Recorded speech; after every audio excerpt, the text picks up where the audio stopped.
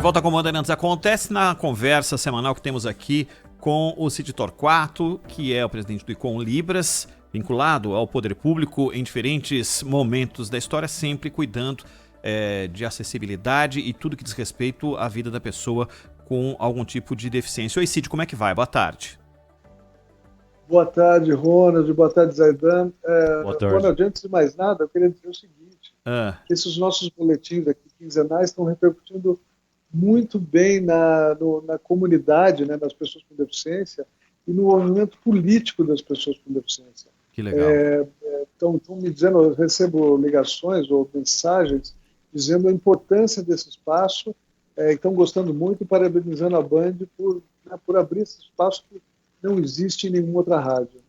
Que bom, a gente fica feliz. Rádio Bandeirantes é uma iniciativa da Rádio Bandeirantes junto com o Cid, e o objetivo é esse, é impactar pessoas.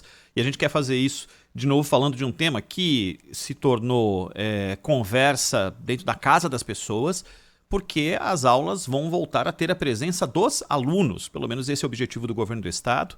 Os municípios vão administrar da maneira como é possível administrar, dentro de cada possibilidade. Mas uma trajetória teve aí o pontapé inicial, que é ter as crianças de novo em sala de aula. Apesar de que a gente pôde perceber que primeiro houve o anúncio e depois a verificação que existem inúmeros problemas a serem resolvidos para que esses alunos voltem. A gente tem outros problemas que a gente nem sabe se foram resolvidos ainda, como, por exemplo, falta de água. Isso foi constatado pela reportagem da Rádio Bandeirantes, aqui feito pelo Agostinho Teixeira, ao longo dos meses de pandemia, quando não tinha simplesmente algo básico para a higiene. Aí eu fico imaginando, Cid, a volta, o retorno dos jovens com algum tipo de deficiência. Como é que vai ser esse processo? Como é que você está observando o anúncio versus essa possibilidade de acesso aos jovens que têm que enfrentam algum tipo de problema diferente dos demais? Sim, Ronald, primeiro tem que todo mundo voltar. Não dá para voltar a turma sem deficiência e deixar o pessoal com deficiência de fora. O que a gente precisa é tomar as medidas corretas, e nem são complexas, né? A gente não pode ver essa volta das crianças, dos jovens com deficiência, como algo complexo, como algo que não seja, né, natural, né, junto com os outros alunos. O que a gente precisa é tomar algumas precauções de higiene, de lavar, passar a mão com álcool, lavar, usar máscara, né, e fazer com que isso também, primeiro, que as crianças com deficiência não sejam excluídas desse processo, e ao serem incluídas, que elas tenham suporte para conseguir manter o padrão de exigência de higiene exigido hoje nessas voltas às aulas. Por exemplo, uma questão que né, muita gente fica surpreso quando sabe é o seguinte: como fazem as crianças cegas, ou as pessoas cegas em geral, que vivem do tato, né, que vivem tateando as coisas, as pessoas e os móveis e nas paredes, né, esfregando a mão nos lugares que às vezes nem sabe o que para se localizar, para se movimentar. Então, quer dizer, essas pessoas precisam de uma atenção especial, porque ela precisa dizer para elas que elas precisam lavar a mão sempre, ajudar se for necessário. Como é que ficam as crianças, os jovens de cadeira de rodas, né, aquela roda, as rodas dos pneus rodando, né, na rua, nas calçadas, como é que fica a higiene disso? Isso tem que ser pensado, né? Muletas, andadores, tudo isso exige uma atenção com a higiene específica desses equipamentos, que muitas vezes não ocorre a ninguém, e muito menos aos professores e coordenadores das escolas. Então, é só né, prestar atenção em algumas questões muito pontuais e tratar as crianças com deficiência com normalidade, né? Elas não são necessariamente grupo de risco, e elas não têm uma correlação automática, não existe uma correlação automática entre deficiência e risco. Cid Torquato, boa tarde. Tudo bem, Cid? Boa tarde, Zaidan. Cid, claro, há uma preocupação que vale para crianças e adolescentes em qualquer situação com alguma deficiência ou não, que é o que você acabou de dizer. Você ter uma estrutura ali para higiene. E álcool, água, sabão, isso é fundamental. E, no entanto, nós vimos aqui mesmo na Bandeirantes reportagens do Agostinho Teixeira mostrando problemas em escolas públicas com falta de água, falta de sabão. O sindicato tem denunciado que em algumas escolas não há nem funcionários para que possam deixar o lugar limpo antes das crianças chegarem, dos professores chegarem, etc. Você que tem um contato muito grande, permanente, com pessoas que vão para a escola, que não enxergam, que vão em cadeira de rodas, que têm alguma dificuldade de mobilidade, etc. Você ouve esse tipo de reclamação? Eles relatam essa precariedade nas escolas? Sim, de um modo geral, né, a gente discutiu isso aqui numa outra ocasião, falta estrutura nas escolas para que o ensino inclusivo seja realmente, funcione realmente. Então, em geral, o que você precisa? Você precisa de intérpretes de Libras em sala de aula, você precisa do segundo professor ou de um estagiário, né, com competência. Você precisa em muitos casos, de auxiliares de vida diária e cuidadores. É muito importante que exista estrutura, porque havendo estrutura, obviamente, fica muito mais fácil fazer com que essa estrutura funcione e que ela sirva positivamente aos alunos com deficiência, para que eles não enfrentem nenhuma situação delicada que eles não precisem enfrentar. Então, de novo, a gente entra, obviamente, na questão emergencial agora, de volta às aulas nesse momento, mas a gente volta na reflexão mais ampla sobre educação inclusiva de um modo geral. Em muito poucos lugares, né, eu particularmente não consigo citar nenhum agora, você tem um quadro no ambiente, no âmbito da educação inclusiva, que seja realmente abrangente e completo. Então, as escolas aí, públicas e privadas montam alguma estrutura, né, mas ainda não conheço, não vi ainda funcionando, uma estrutura realmente abrangente que pense, que entenda a questão da deficiência, a questão da criança com deficiência, do aluno com deficiência.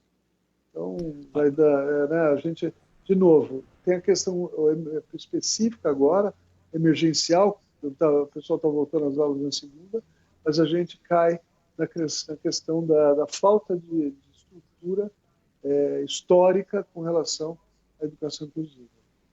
Até porque, né, Cid, a inclusão exige que você tenha uma capacidade física para pessoas com necessidades diferentes, distintas. Por exemplo, banheiros adaptados, né? Isso é fundamental. Além, claro, do óbvio, a rampa, etc. E corrimão. Por esses relatos que você recebe, mais do que qualquer um de nós, antes mesmo da pandemia, como é que eram esses relatos, agora como são? Os espaços são adaptados na maioria das escolas públicas, por exemplo, com banheiros, com rampas, com corrimões? Não, muito complexo isso. Quer dizer, aqui em São Paulo, na cidade de São Paulo principalmente, nós temos alguns casos que chegam perto do ideal. Então, no todo, a Prefeitura de São Paulo tem uma rede que é referência no Brasil inteiro, essa área de educação inclusiva. Ela não é completa, você não tem todos os recursos, a educação inclusiva não está ali no seu total, né, mas já tem passos importantes. Então, e São Paulo está num outro nível, né, do que o Brasil como um todo. Óbvio que você tem casos aqui e ali, né, no Rio Grande do Sul, no Paraná, mesmo no Rio de Janeiro, de exemplos positivos. Mas não conheço, posso estar equivocado aqui, mas eu particularmente não conheço nenhuma escola que tenha a educação inclusiva completa, como ela tem que ser, e como tem que ser a atenção aos jovens com deficiência, como tem que ser as tecnologias usadas, né, as tecnologias assistivas usadas tanto em sala de aula como no recreio, ou seja, de que tecnologias essas crianças dispõem, mas principalmente o apoio né, e a didática do professor e dos seus auxiliares. Né? Hoje você imagina que pode ter uma sala de aula com crianças com Down, com crianças com autismo, com crianças cadeirantes, com crianças com paralisia cerebral. Então, né, a gente tem um cenário bastante complexo. Eu diria que não é tão complexo assim que não dê para se adequar. Eu acho que né, o que tem que ser adequado todo mundo conhece, o que falta é investimento, porque custa mesmo mais caro. Não tem jeito de você contratar mais pessoas sem gastar mais. Não tem jeito de você Cid, dar aos alunos a tecnologia que eles precisam sem investir mais. agora o básico do básico, né? Corrimãos, rampas, isso pelo Também não tem. menos também não tem? Não, não tem um número, ainda tem uma porcentagem. Não, falando aqui de São Paulo, mas Claro. aqui na rede municipal, é uma porcentagem ainda razoável de escolas onde falta acessibilidade, onde, por exemplo, a criança não tem um elevador para ir assistir aula no segundo andar, então todo mundo tem que descer para o primeiro, excepcionalmente, para ter aula né, com aquela criança, ou vão carregar essa pessoa para cima, escada acima, botando, obviamente, a pessoa em risco. Então, não tem. No nível do estado de São Paulo, uma quantidade enorme de escolas, que são escolas mais velhas, né? Escolas feitas ali no começo do século XX, ou década de 30, por aí, uma boa parte dessas escolas, falta acessibilidade, a mais básica da ideia. Então, né, além dessa questão mais sofisticada que eu falei, da estrutura de sala de aula, né, a gente ainda... E, bom, falando do Brasil, então deve ser um quadro muito pior. Mas aqui em São Paulo ainda falta muita acessibilidade básica nas escolas.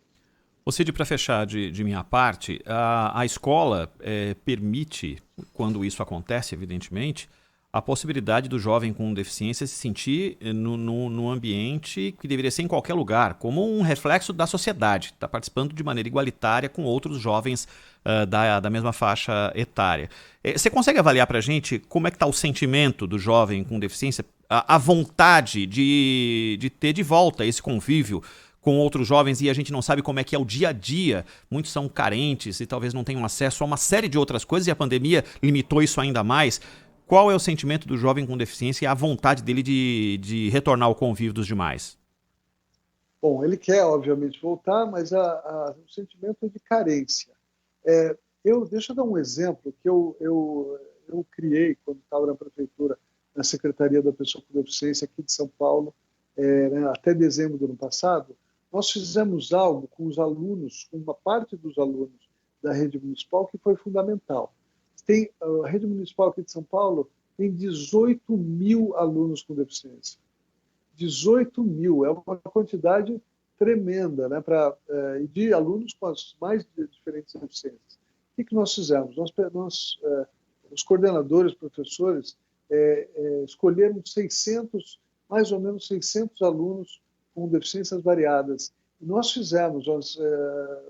organizamos uma equipe multidisciplinar, com fisioterapeuta, TO, pessoal da coordenação de ensino,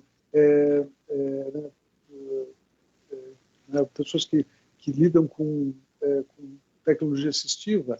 Fizemos uma avaliação pessoal de cada um desses 600 alunos, prescrevemos aquilo que ele precisaria para voar em sala de aula, ou seja, para minimizar suas limitações, maximizar suas capacidades, e demos a esses alunos esses equipamentos. Então, isso mudou a vida dessas 600 crianças. Então, nós conhecemos o caminho está posto.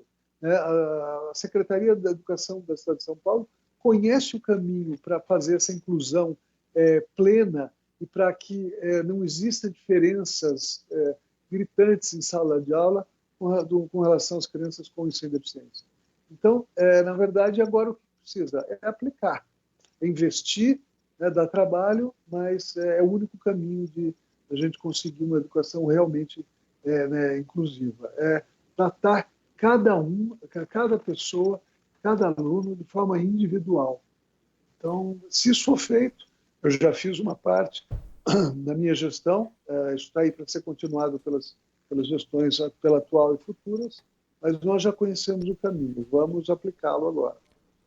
Cid Torquato, diga, Zaidan.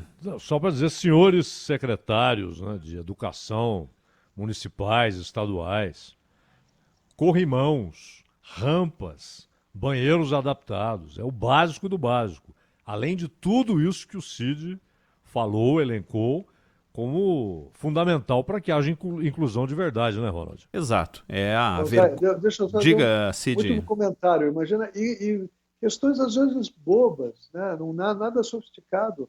Por exemplo, para alunos com nanismo, né? E você tem, não sei quantos são hoje na rede de ensino, mas, um apoio de pé muda a vida dessa criança, porque ele fica ali, ele é menor que as outras, ele fica ali com o pé balançando, né? Sem ter onde apoiar, e um apoio de pé tão simples pode mudar a percepção, né, da escola para essa criança com nanismo. Então, não é nada complexo, nós estamos falando de nada complexo, nós estamos falando de coisas simples, o exemplo já está dado e precisa ser continuado. Cid Torquato, presidente do Icon Libras, a cada 15 dias conversando com a gente às sextas-feiras. Cid, um grande abraço, bom fim de semana para você. Obrigado, um abraço para vocês, um abraço a todos. Valeu. Abraço. Agora